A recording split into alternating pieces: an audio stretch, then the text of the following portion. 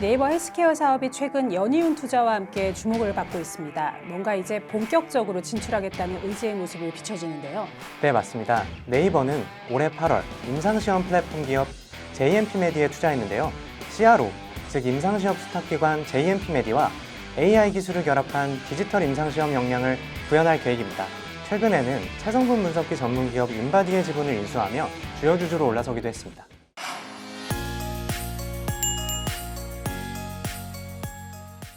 국내 IT 기업의 양대축 네이버와 카카오 모두 성장 동력으로 디지털 헬스케어를 꼽고 있습니다. 방향은 의료 데이터 플랫폼으로 같은데요. 그러나 접근 방식부터 최근 행보까지 확연히 다른 모습을 보여주고 있어 주목됩니다. 네이버는 디지털 헬스케어와 연계된 기업에 직접 투자를 하면서 보다 공격적인 확장 행보를 나타내고 있습니다. 반면 카카오그룹은 카카오 헬스케어 지분 매각을 추진하는 등 다소 힘을 빼는 국면에 접어들었습니다. 국내를 대표하는 두 IT 기업 네이버와 카카오의 디지털 헬스케어 사업을 더벨 섹터 리포트에서 다뤄보겠습니다. 제약바이오부 최현진 부장. 한태희 기자입니다.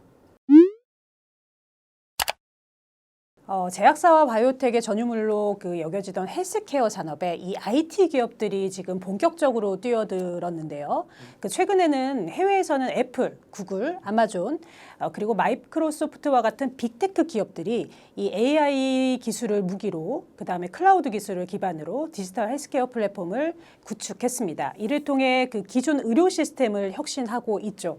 우리나라도 네이버와 카카오 같은 이런 IT 기업들이 같은 맥락에서 디지털 헬스케어 산업에 뛰어들려고 하고 있는데 지금 현재 상황부터 한번 짚어볼까요? 네, 국내에서는 대표 IT 기업인 네이버와 카카오를 중심으로 디지털 헬스케어 사업 확장에 집중해 왔는데요. 두 기업 모두 의료 데이터의 활용이라는 큰 관점에서는 같지만 구체적인 사업 모델이나 시장 접근 방식 등에서는 분명한 차이를 두고 있습니다. 카카오는 초기부터 서울 아산병원과 합작법인인 아산 카카오 메디컬 데이터 센터를 설립하는 등 큰 그림을 그려왔는데요. 해당 JV는 결국 청산됐고 2022년 사내 독립 조직이던 카카오 헬스케어를 독립 출범하며 전략을 재정비하게 됩니다. 카카오 헬스케어는 여러 의료기관에 분산된 양질의 데이터를 표준화해 일종의 데이터 레이크를 구축하는 사업 전략을 전개해왔습니다. 의료 데이터는 의료기관이 직접 보유하고 카카오 헬스케어는 해당 데이터를 안전하게 활용할 수 있는 플랫폼을 제공하는 구조를 설계했는데요. 이를 통해 병원, 제약사, CRO 등이 고객군이 돼서 임상연구에 활용할 수 있는 데이터 생태계 구축을 목표로 했습니다. 여기에 더해 만성질환관리 플랫폼인 파스타를 통해 B2C 영역까지 확장했죠. 카카오는 디지털 헬스케어 산업에 꽤 적극적으로 매진하면서 세기를 모색하는 모습이었습니다. 반면 네이버 같은 경우는 따로 법인을 두지 않고 비교적 조용하게 행보를 보여왔습니다.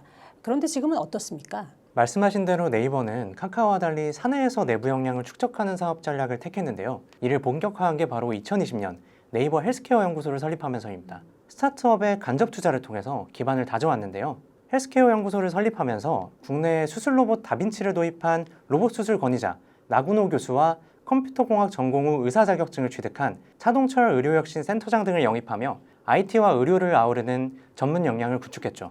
이후 네이버는 네이버 클라우드 내 AI 연구부서와 협업해 AI 기반 예진 서비스 스마트 서베이, 음성인식 기술로 진료 내용을 자동 기록하는 보이스 EMR, 의료진용 클로바노트 등 기존 의료체계의 생산성과 효율성을 높이는 의료 솔루션 개발에 집중해 사업을 펼쳐왔습니다.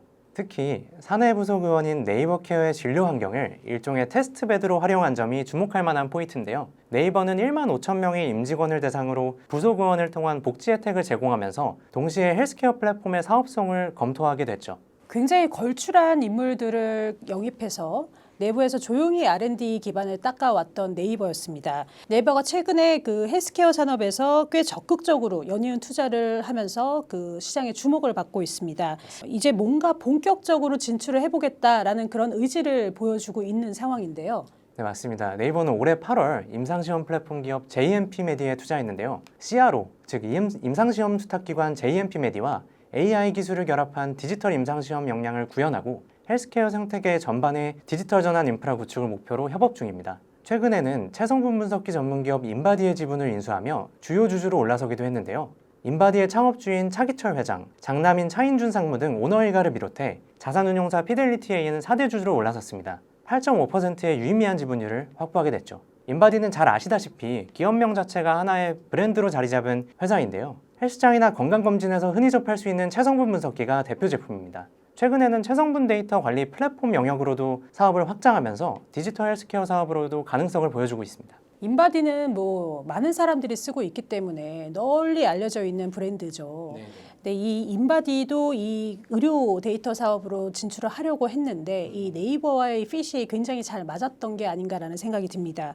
근데 지금 그 한 기자 얘기를 들어보니 네이버가 지금 투자한 이런 인바디 같은 건들은 기존에 했던 투자와는 완전히 결이 다른 것 같아요. 어떤 의미를 좀 부여해 볼 수 있을까요? 맞습니다. 네이버는 아까 말씀드렸다시피 사내에서 내부 역량을 쌓는 형태로 헬스케어 사업을 펼쳐왔는데요. 투자 결정의 핵심적인 배경으로는 JMP 메디와 인바디가 보유한 데이터의 가치가 크게 작용한 것으로 보이는데요. CRO인 JMP 메디를 통해서는 임상 현장에서 축적되는 환자 데이터를, 인바디를 통해서는 일반인의 최성분 데이터 등을 확보할 수 있기 때문이었습니다. 네이버는 이번 투자로 확보한 다양한 데이터를 기반으로 기존 의료 솔루션을 고도화하고 헬스케어 신사업 확장에도 속도를 낼 전망입니다. 의료 솔루션 기반 병의원 대상 사스형 구독 모델은 물론 일반 소비자의 다양한 건강 정보를 통합해 맞춤형으로 관리하는 건강관리 서비스의 개발을 본격화할 계획이죠. 인바디가 보유한 글로벌 네트워크 역시 네이버의 투자를 이끈 주된 배경 중 하나인데요. 인바디의 작년 수출은 1,653억 원으로 전체 매출인 2,045억 원의 80.8%에 달합니다. 작년 8월에는 베트남 법인을 추가로 설립하는 등 해외 법인 숫자를 13개까지 늘리기도 했죠. 물론 네이버는 2019년 소니 계열 의료 플랫폼 M3와 합작 법인 라인헬스케어를 설립하면서 일본에서 원격 의료 사업을 시작하기도 했는데요. 다만 원격 의료가 허용되지 않는 국내에서는 기존 의료 현장의 비효율성을 AI 그리고 클라우드 기술로 해결하는 형태로 사업 모델을 전개하고 있죠. 앞서 말씀드린 사업 외에도 클로바케어콜이라는 사업을 진행하고 있는데요. 헬스케어와 AI를 접목한 네이버의 대표적인 B2G 사업입니다. 돌봄이 필요한 독거 어르신, 중장년 1인 가구에게 AI가 전화를 걸어 일상적인 안부를 묻고 이상 징후를 모니터링하는 서비스인데요. 이외에도 증상 체크를 수행하는 네이버 케어, 만보기, 병원 예약 등 건강 정보를 한 곳에 모아 확인 가능한 네이버 헬스케어를 서비스하고 있습니다. 네이버와 카카오는 서로 다른 전략으로 디지털 헬스케어 시장을 공략해 왔습니다. 초창기에는 카카오가 보다 공격적인 확장에 나섰지만 최근에는 카카오 헬스케어 지분 매각을 추진하는 등 속도 조절에 들어간 상황입니다.